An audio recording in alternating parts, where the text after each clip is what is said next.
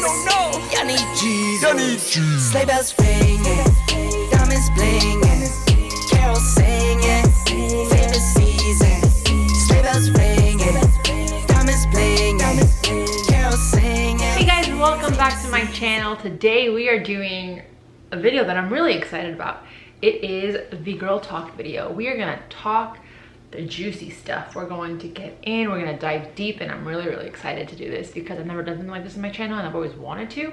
So I asked over on Instagram what topics, like what girl talk topics you'd like me to discuss, and we're gonna get right into it because a lot of you have a lot of things to say. Okay, we're just gonna dive in. Brazilian waxing. All the time or just once in a while? Well, I've never gotten a Brazilian wax, so I can't tell you. I've always been very afraid of that for a couple reasons. Like, I don't know that I want someone to be down there all of my junk. That's not my husband. I don't know, I've just been very weird about that my entire life. Like, I know it's normal, people do it all the time, but for me, I don't know, I don't feel comfortable. So you guys sound off in the comments below. Do you do Brazilian waxing all the time or just once in a while? Facials, I've never gotten one, but is it better / worth going somewhere or doing your own? So another fun fact, I actually got my very first facial last year while I was getting ready for my wedding. So again, maybe I'm not the best person to ask, but depending on your skin, I think that's like what you should lean towards more. If you have, you know, more breakouts, like more, not breakouts, but like if you deal with like acne or things of that sort where someone can help you like maintain the skin, I think it might be really beneficial. Again, I don't know because I've never experienced that, but I will say that I felt amazing after that facial and it made me want to do it more regularly. So I have actually been looking for facials in Houston. If you saw my last vlog, I really want to do a gua sha facial where they just take the instruments and they just like on top of your facial are doing that, the massaging as well. So I mean, if you can afford it, I mean, why not? Self-care.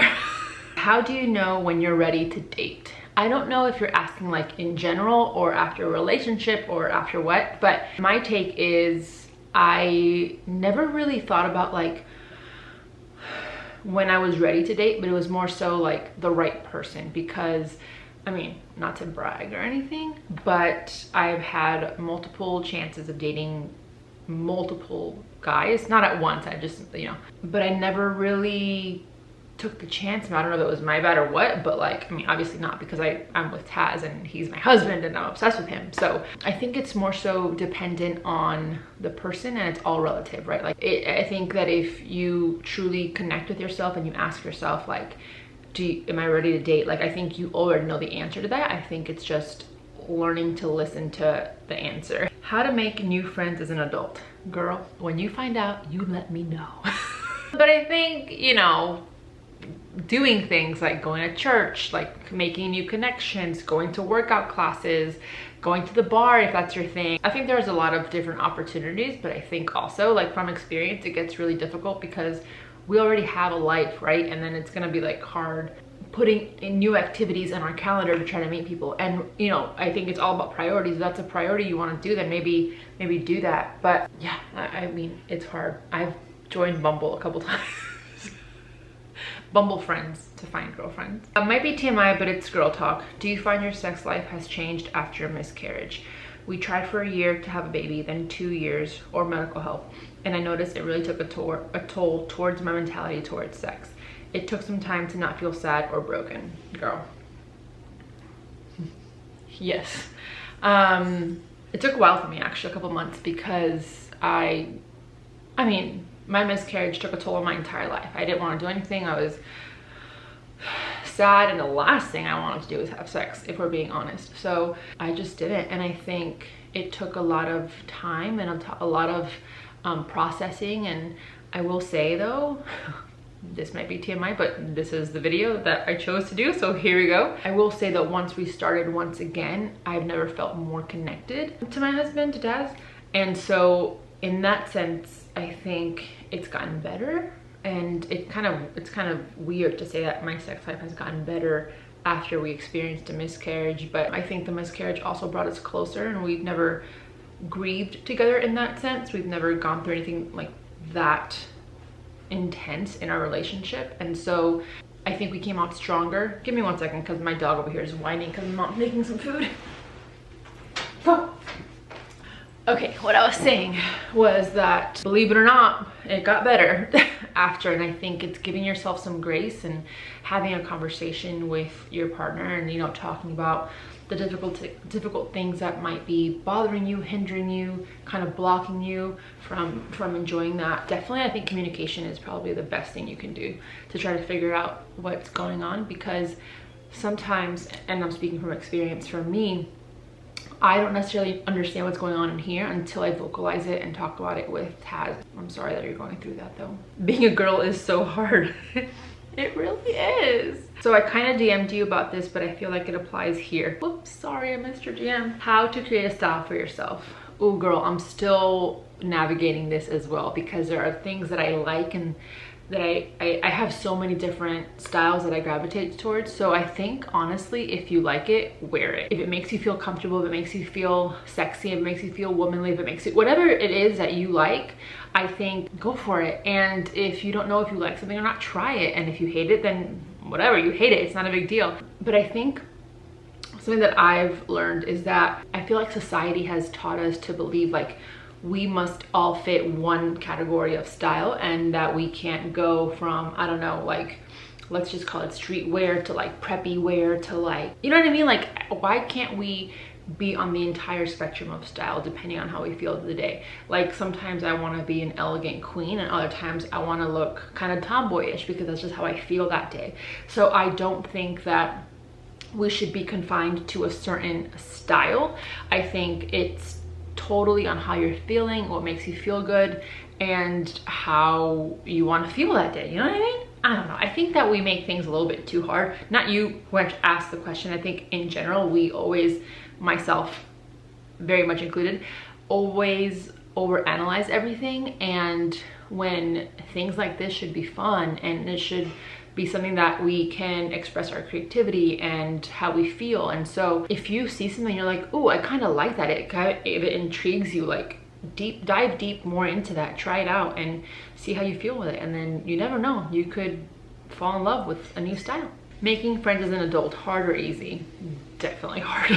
I think once you pass like college, it gets hard, because in college you're surrounded by so many people, so many adults, so many young adults I should say, and you have a much better opportunity of meeting somebody instead of like graduating. Unless, you know, you work at a company that has a lot of people, then that might be different. But for me, I know that it's definitely been much harder. How often should you date married? I say bare minimum 2 times monthly. Girl, I say every day. Taz and I kind of get into arguments about that. Not arguments, but like, I'm like, date me, take me out.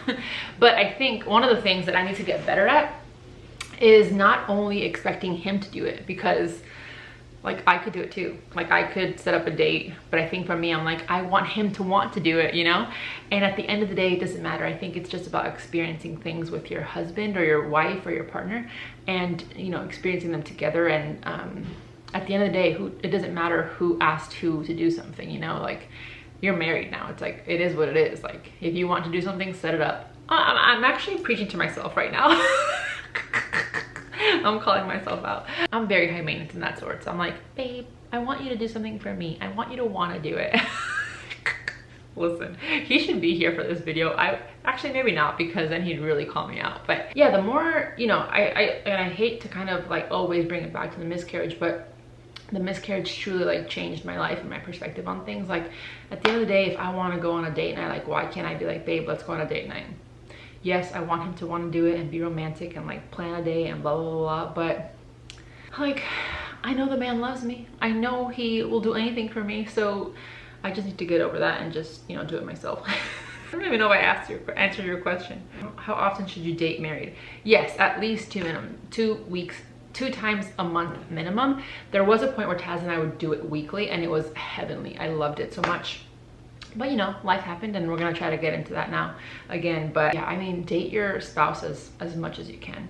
And it doesn't even have to be like an actual date. Like, it's just like flirting with them, and like, I don't know, if someone's cooking, like go behind them and give them a kiss and be like, oh, I love you so much, or like, I was thinking about you all day, or like send them a text throughout the day being like, just thinking about you, or like things like that. Just keep the romance alive. And it's definitely something we have to work at, right? It doesn't happen like the movies, which you know, I once believed it did.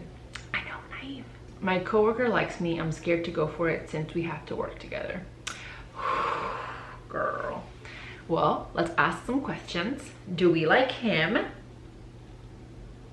If we like him, and if there's no rule in your workplace from, you know, dating one another, I say try it, because that's how Taz and I started. We worked together and it kind of just happened, and it was very hush hush at first because, like you, we were kind of afraid of, you know, that work dynamic, but thankfully it turned out great. But I always say, like, if there's something there and if you're feeling it, like, I wouldn't let something else get in the way of that. So try it, and then also if you do, give us an update. Like, what happened? I need to know. I'm invested in your relationship now. Being confident in your own skin. Honestly, this is something that's almost like fake it till you make it. I also think age plays a big part, because now that I'm 35, I'm like, I truly do not care what anybody thinks of me. That's a lie, Yami. You're lying. You do care. You do care. Yes, okay, I care. I do care what people think about me, and it's a problem. However, I think it has progressively lowered as I've gotten older. And so being confident in your own skin, though, I think I'm very confident in my own skin because I've seen myself grow in a lot of different ways, in terms of like mentally, physically, emotionally. Like, I know that my body doesn't mean that I am better than or less than anybody else. And while I'm currently like experiencing like weight stuff, which by the way, I hit 183 today, very happy. If you know, you know. What was I saying? Dang it, I lost my train of thought because I was so excited. But my weight doesn't dictate if I'm confident or not in my body. Well, do I hate the way I look sometimes? Yes, but that does not mean that I'm not. Like, I'm still confident in who I am because I just know who I am, you know what I mean? And I think that daily affirmations never really worked for me, but they might work for you. I think for me, it was truly just experience and learning who I am. And I mean, I'm still learning who I am, but it's a weird way to explain it. Like why not be confident in who you are? Like why? You know, I feel like I look back and I think about when I wasn't confident, and it was just like, I just want to hug that girl because she was so hurt and so worried about like not being skinny enough and not being skinny enough. It was always about being skinny. Now I just want to look at that girl and be like, be confident now. Like, you are enough the way you are, and okay, you want to get better, sure, but you should just still feel like the most confident person as best as you can. And again, it's not going to be like an everyday thing. Like, do not get me wrong, I still struggle with like body image days and confidence days when I feel like I'm not good enough in terms of like in a room of where I am with the people. But like, I think it's almost about like psyching yourself up. You are worthy enough to do what anybody else does or what anybody else has or whatever. I think confidence, and I've said this before, I think the confidence comes when you do the things that you'll say you'll do, and it's like a compounding effect after that. Like, and this is kind of weird, and we're going deep right now, but like, let's say, I don't know, let's just say it's a physical thing and you're not confident because, let's say you have like, I don't know, 5 pounds overweight, or you want to lose 5 pounds, and you say you're gonna work out on Monday, and Monday comes and you don't work out. Well, what happens is you lose confidence because you start talking to yourself and you're like, oh, you can't even work out, ugh, you like, why are you so lazy, ugh. And then so you're talking so negatively about yourself that your confidence starts to lower, as opposed to like, if you know, say you're gonna work out on Monday and you work out on Monday, you automatically feel better even if you didn't lose weight like in one day. Like, you know what I mean? So it's about doing what you say you're gonna do, and once you keep doing that, your confidence just builds and builds and builds. I really hope that made sense. What to do about friendship breakups?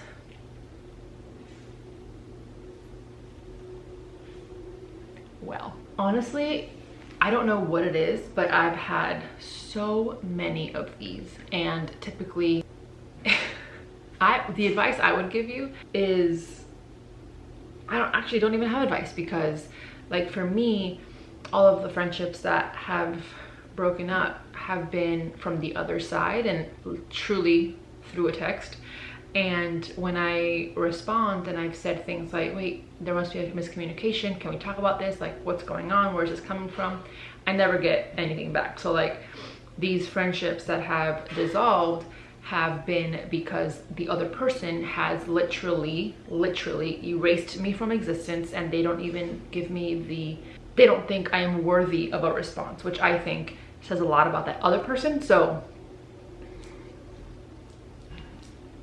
when it first started happening, like the first couple times, I was very hurt, very distraught, and I was like, but what? Like they just literally like erased me. And you know, I personally feel that friendship breakups sometimes hurt more than a boyfriend breakup because you go through these friendships with these women, and I mean, I don't know about you, but I am very vulnerable, and I like take you in, and I just like want to be there for you, and I want you to be there for me, so I tell you everything. And you know, when they essentially break up with me, I'm like, what the frick, like where did this come from? Like, and when I want to try to figure out what happened, and you know, if there was anything I did or whatever, I truly got nothing back. And so for me, I never had like the closure or anything. But at the end of the day, when I think back about their actions and the fact that, I mean, they literally ghosted me, I'm like, I don't know that I want that kind of friendship in my life anyway.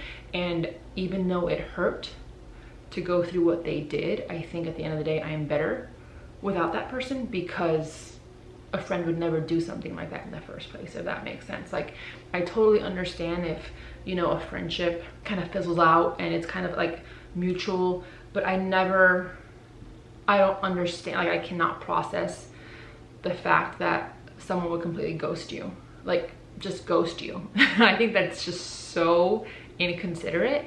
And so I don't know, I'm going on kind of on a tangent, but I think time, and I think I've learned in this season specifically that people come into your life for a season. What's that saying? It's on like on a Justin Bieber song. It's like they come into your life for a reason, for a season, or a lifetime. I don't know what it is, but I've learned that, you know, there are seasons, and sometimes God places these people in your life just for a season, and you know, it's for you to go through something with them, to grow, to learn.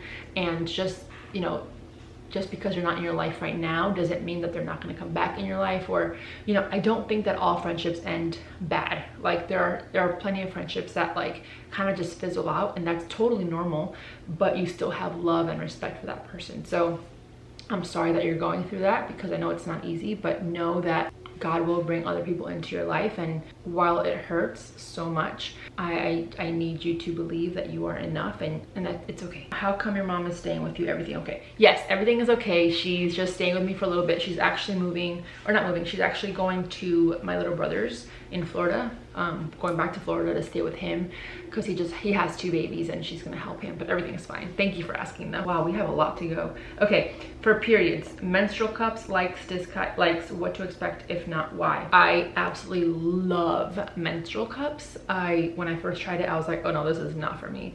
The first time was very, very difficult, but it was difficult and it was uncomfortable, but that was because I did not put it in right. But I think it's just so convenient. The money you save from not buying tampons anymore, come on, God bless. And you can just put the cup in there, keep it for like 12 hours, you're good to go, work out with it, go to the pool, all that good stuff. And I don't know, I like it. I don't have, the only con with it is that when you go out and you go into a bathroom that doesn't have like a sink in it, that's where it gets a little bit difficult, because you have to like dump it in the toilet obviously, but then I rinse it right after. Or I've read people don't rinse it, but I think it's kind of weird if you don't rinse it. I don't know, it's weird. But that's literally the only con that I have. Being a female entrepreneur, that's a whole video on its own. If you have any questions specifically to being a female entrepreneur, leave them down below, and if I have enough questions, I'll make a video about it. But I will say that is one of the loneliest things I've ever experienced. And it's crazy because I see so many people online that are other women that are also entrepreneurs, and they always talk about how they have like the support system and like this group of other female entrepreneurs, and I'm like, I don't have that. What is that like? I can't even speak. But it's lonely, it's really hard, especially because I didn't go to school for this. I'm just like, you know, learning as I go. But I will say it is very fulfilling, and it is very like damn, I did that, and you know, I am nowhere near where I want to be. But you know, when you really stop and think about like, dang, I did this, like I created something from nothing, and it's like profitable. Again, not where I want it to be, but it makes me feel really proud and very, very happy, and I'm excited to see where it goes in the future. How do you and hubby handle arguments, big or small? Honestly, and I might get a lot of like questions about this, but Taz and I hardly fight. And it's funny because when we're talking with other couples that are like, oh yeah, we fight all the time, and we're like, is something wrong with us? Like, we never fight. We do get into like little like fussies, I don't know what to call them, like, but we get over it really fast. Like, we talk about it and that's it. I shut down and he's like, what's wrong? And I'm like, okay, this. But we never really fight, which, you know, I really, really enjoy. My boyfriend and I have been together for 2 years. I want him to propose, but don't want him to feel pressure. Honestly, Taz and I were together for 7 years, and you know, we talked about marriage, and at the end of the day, like, being so honest, so transparent, all of that, marriage is really not that different, especially if you've been with your boyfriend for a long time. And you know, I think if you had the conversation and he knows that, like, if you both know that you are each other's person, like, I think, like, what's the rush? You know what I mean? Like, sometimes I feel like the pressure drives people away, and I'm in no way telling you not to pressure him. Like, you do what you want to do. But like, I knew Taz and I, my SIM card was full. What were we talking about? Oh, pressuring your boyfriend. Honestly, again, it goes back to communication. If you've spoken to your boyfriend about this and you guys know that you guys are gonna get married, like, maybe there's a reason why he's waiting. Maybe it's to get you your dream ring. I know that was the case for me. There are so many things. So I would just advise you to talk to your boyfriend and see if you're on the same page. And if you are on the same page, then maybe have to talk about that as well. But at the end of the day, like, if he's your person, he's your person. And this ring doesn't really make a difference on the love. I don't know if that makes sense. I know people are gonna like give me a kickback for this, but again, I don't know like the intricacies of your relationship, so I can't really give you too much advice. But at the end of the day, I would just say, have a conversation, and if the feeling is mutual and like he is not a fuckboy, and you know, like, if he's not a bad person and he's treated you good these past 2 years, and you guys know you're gonna marry each other, then I think there might be some grace that maybe you need to give him, in terms of like, because that is a lot of pressure to propose to somebody. And again, I think it's just communication, and I hope this makes sense. And believe me, I get it, because I was like, hello, it's been 7 years, when am I gonna get the ring? But I just knew Taz was my person, and I knew we were gonna get married eventually. So I don't know, I hope that helped a little bit. Okay, a couple more questions. Tips for bad cramps. Oof, girl, heating pad. Dating tips, where, how to find a quality man. Oh girl, I've been out of the game for like 8 years now, so I don't know that I am the best person to ask. Yeah, I don't know, because I'm like dating apps, but I don't know. I truly don't know. I am sorry. I'm sorry. But maybe ask a friend to introduce you to friends. I don't know. Sorry. Relationship / marriage. Mine is a little stale at the moment. Well, I will say that I think that that's normal. I think relationships ebb and flow like everything else. So if it's stale, maybe you do something to kind of liven it up. Maybe you do like a spontaneous date night, or I don't know, like, do something, and then hopefully that will like bring the spark back. And if not, again, going back to the communication, maybe having a talk with your husband and seeing, you know, there's something going on that you can help him with, or if it's just truly just like life is in the way. But I think definitely try to do something to kind of bring back that spark, and hopefully that starts another fire, in terms of like, maybe he'll want to do something for you and vice versa, and it can just keep that spark going. But I think definitely it's a conversation that you guys need to have, because it's a relationship is a two-way street. And you know, sometimes I've learned that what goes in here, he doesn't really know what's going on unless I tell him. So definitely have that conversation, because you never know, maybe he thinks it's not stale, and that's okay for him. And if something's not okay for you, he needs to be brought attention. Is that how you say it? You need to bring him, what am I trying to say? You need to let him know what's going on. You need to tell him how you feel. Okay, last question. Talking about sex with your partner, and then this face. truly this was a little bit difficult for me too, but I think now that we're married, it's a little bit easier for me, especially when we went through the miscarriage and stuff. But I think honestly we just have to do it. I know that sometimes we get so scared of like, what are they gonna think, what are they gonna say, but your person is with you for a reason, and if he's your husband, obviously like he's with you and that's it. He's gonna love you regardless of anything. So I think it's just about like letting go of expectations of how you think a conversation is gonna go, and letting go of the fear, because it's always just taboo subject. I mean, it was taboo for me growing up, which is why I have kind of this hard time dealing with these kind of relationships or this kind of talk with my husband. But I will say I'm getting better, so I'm very proud of myself. But I think it's just doing it. And if you feel like scared, like maybe start with that. Maybe be like, okay babe, I want to talk to you about something and it's really difficult for me, so please try to hear me out, and just know this is really hard for me to talk about, and I'm doing this because I love you and I want to talk to you about it. I think kind of opening like that will kind of soften the blow, and it'll kind of have his expectation kind of be more understanding of what you're doing, because you've expressed how difficult it is for you. You know what I mean? So I know that that's helped me when there's conflict between Taz and I. I'm like, I'm not sure how to say this, and I need to get it out before it just like starts to ball up in here and before I explode. So just hear me out, and then I talk about it and it's fine. So I hope that helps. Oh, this is a good one. We'll finish on this one. When do you know you found the one? I know it's different for everyone, but anything on that? I hate that I'm gonna say this, but it's truly just a feeling. And I'm not gonna say that like, oh, you won't ever question it, or oh, blah, blah, blah, because depending on who you are, like I question everything. And of course I was like, oh wait, is Taz the right person for me? But I know he is. Like, I know he is. He is the best thing that has ever happened to me. And I think when you meet that person and you've spent a long time together, I think you know, like I cannot imagine my life without Taz. And I think that's a huge indication for me, like that he was the one, because I need him in my life forever. But I think, to answer your question, I think when you know, you know. And I think people need to really like block out all the noise, because especially nowadays with social media and there's so much information and content everywhere, it's really hard to just kind of like compare yourself to social media's relationships. Like, oh, this couple, I don't know, did this and this couple did this, and it looks so beautiful and so perfect, where you're like, oh wait, maybe that's what I want, and maybe that's what I need, and maybe the relationship that I currently have isn't giving me that, when I think that's so unfair. Because like this, your relationship, my relationship is so beautiful, and just because someone has X doesn't mean that my relationship isn't what I want. You know what, I don't know that I'm making any sense, but it's almost like comparing yourself to somebody else's highlight reel. And I think that can get into a lot of, that causes a lot of damage, because I found myself being like, babe, why don't we do this? Babe, why do you do that for me? Babe, why don't you do this for me? But like Taz does so much for me, and I don't like put it on social media all the time.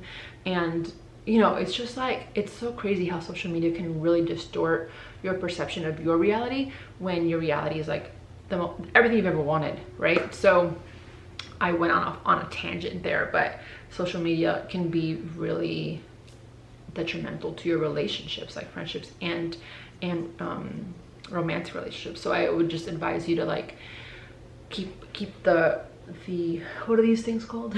Like the guardrails or whatever. Like focus on your relationship and your person, and truly like ask yourself, like, if you're at peace with the decision, then I think that's your answer. So that's it. I hope you enjoyed this video. Let me know if you want more. I actually really enjoyed doing this. So thank you so much for submitting your topics and your questions, and we'll do this again another time. If you are just tuning in, thank you so much, and I hope you enjoyed the video. And if you enjoyed it, please give this video a thumbs up, and don't forget to subscribe if you haven't already. Thank you so much, and I will see you tomorrow. Bye.